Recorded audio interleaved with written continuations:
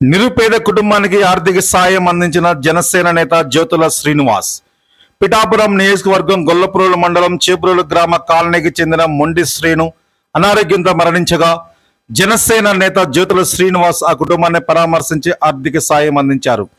భవిష్యత్తులో మొండి శ్రీను పిల్లలకు విద్యాపరంగా ఆర్థిక సాయం అందిస్తామని, భవిష్యత్తులో జనసేన పార్టీ తరపున ఉపాధి అవకాశాలు చూపిస్తామని ఆయన హామీ ఇచ్చారు. ఇవన్నీ మేము హెల్ప్ చేసి పెడతాం.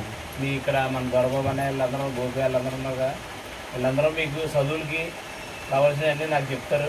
మీకు మంచి చదువు మన పార్టీ ద్వారా జనసేన ద్వారా ఏమా.